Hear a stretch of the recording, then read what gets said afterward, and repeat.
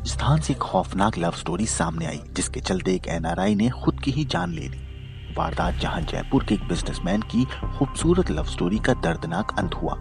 दरअसल राजस्थान के जयपुर में रहने वाले सुमित नाम के शख्स ने जयपुर से करीब 7,000 किलोमीटर दूर लंदन में अपने ही घर की बालकनी से कूदकर आत्महत्या कर ली। इस बात को अब करीब 7 दिन से ज्यादा का वक्त बीत चुका है, लेकिन सुमित के घर वाले इसको अभी तक सुसाइड मानने को तैयार नहीं है। दरअसल सुमित की आत्महत्या की वजह उसकी 13 साल की उम्र में शुरू हुआ एक अफेयर बना, जब वो जयपुर में एक स्कूल स्टूडेंट था और अपनी गर्लफ्रेंड के साथ क्लास में पढ़ता था।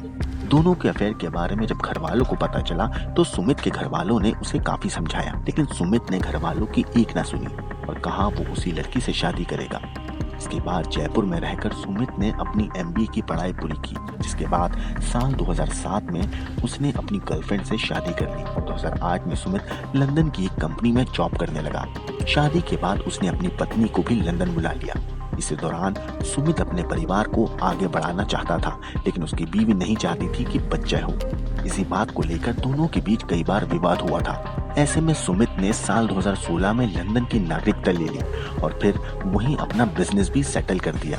सुमित भले ही करोड़ों का मालिक बन चुका था, लेकिन उसे अपनी बीवी और होने वाले बच्चे की चिंता हमेशा सताने लगी। चिंता की एक वजह पत्नी का एक्स्ट्रा मैरिटल अफेयर भी था, जो ब्रिटेन में एक रक्षित नाम के लड़के से शुरू हुआ था। इसके बाद से ही दोनों पति पत्नी के बीच दूरियां बनना शुरू हुई। सुमित ने बीवी को कई बार समझाया, लेकिन करीब 2 साल पहले सुमित की बीवी ने डाइवोर्स के लिए अप्लाई कर दिया। इसके चलते करीब 2 साल तक सुमित डिप्रेशन में रहा। डिप्रेशन को खत्म करने के लिए सुमित ने 16 सितंबर को अपने सभी दोस्तों को पार्टी करने के लिए अपने फ्लैट पर बुलाया।